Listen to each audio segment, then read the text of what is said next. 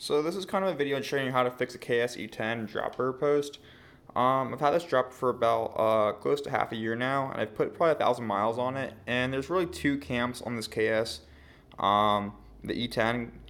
If you really have no other option, if you have a 27.2 millimeter seat collar, you really have, this is the only option under $100 or under $200 with external mounting for 27.2.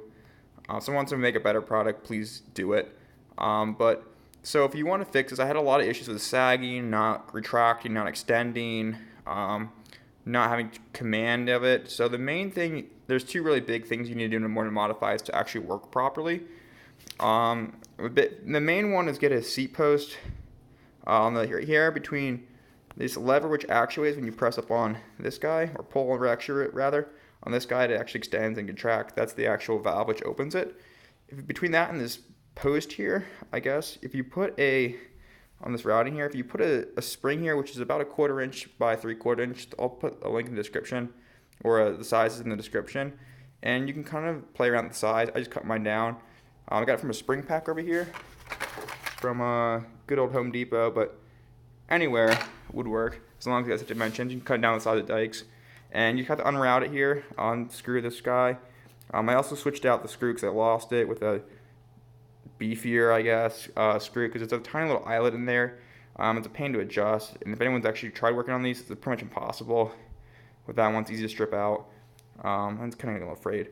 But if you get that situated in there, it's going to help retract and extend this, because what happens is sometimes it will float if there's any dirt in here, it also just puts tension on here, because there's no actually, KS didn't ever put any sort of feature to force it back to a shut position. The valve is shut back. So as a result, a lot of times it would just float.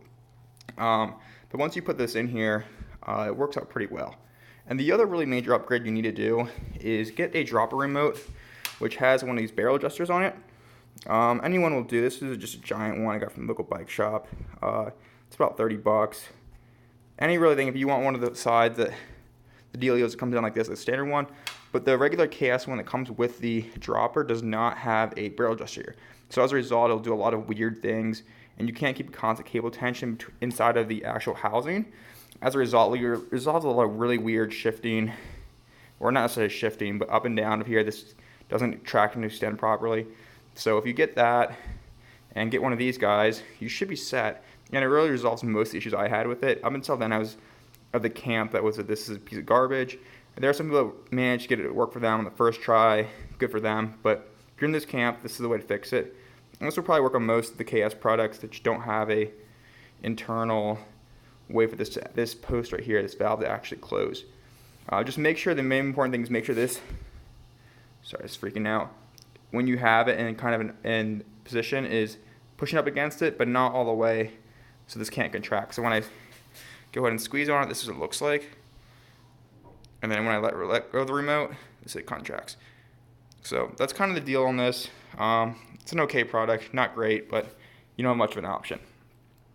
Thanks for watching.